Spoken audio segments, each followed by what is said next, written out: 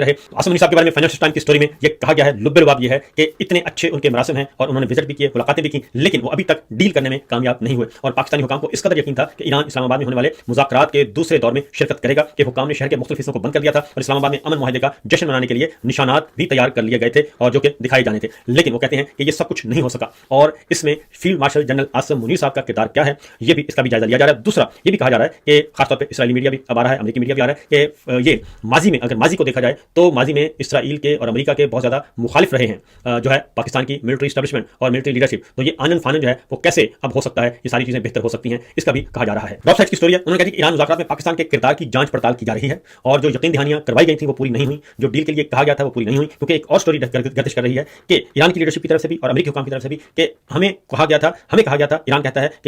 कि president Trump जो है वो नाकाबंदी खत्म कर रहे हैं, इसलिए आप तशरीफ ले आएं और मुज़ाकरात करें। और उन्होंने कहा कि हमें ये मैसेज दे दिया गया था, लेकिन उसके बरअक्स जो है वो जंगबंदी में तोसी कर दी गई, लेकिन नाकाबंदी खत्म नहीं की गई। और इस पर उन्होंने कहा कि ये कैसे मुमकिन है कि इतनी ज़्यादा जो है वो गलतफहमी पैदा हो जाए एक मैसेज कन्वे करने में। तो बात वही है कि हमने ये कोशिश की कि किसी ना किसी तरीके से घेर घार कर ले आएं और कहें कि जनाब सब कुछ ठीक हो जाएगा, बस आ जाए इस्लामाबाद में। तो अब उसी वजह से ये जो बात रख कर आगे की जा रही थी और ट्विस्ट करके की जा रही थी कि किसी ना किसी तरीके से बुला लें, अब ये उनके गले पड़ रही है जनाब फील्ड मार्शल के। और जो ड्रॉप साइड की स्टोरी है, जेरेमी कहते हैं कि ईरान मुज़ाकरात में पाकिस्तान के किरदार की जांच पड़ताल की जा रही है, जो यकीन दहानियां करवाई गई थी वो पूरी नहीं हुई। और ईरानी हुकाम को बताया गया कि ट्रंप को आबनाए हुर्मुज़ से नाकाबंदी खत्म कर दी जाएगी और मुज़ाकरात दोबारा शुरू होने से पहले जंगबंदी में तोसी कर दी जाएगी। इसके बजाय ट्रंप ने नाकाबंदी को बरकरार रखा और जंगबंदी में तोसी कर दी। और इस पर जेरेमी ने कहा कि ईरानी हुकाम ने इन्हें बताया कि हम बिल्कुल नहीं जानते कि पाकिस्तान को क्या कहा गया था और पाकिस्तानी सालसों को ट्रंप के बदलते हुए मौक़िफ़ को समझने के लिए झगड़ा जो है वो, उन्होंने कहा कि ये झगड़ा कैसे हो गया और ये कैसे डिस्प्यूट हुआ मैसेज कन्वे करने में। अपने आप को उन्होंने कहा कि शानदार सिफारती ब्रोकर के तौर पर पेश करने के बाद ये नतीजा निकला है कि पाकिस्तान के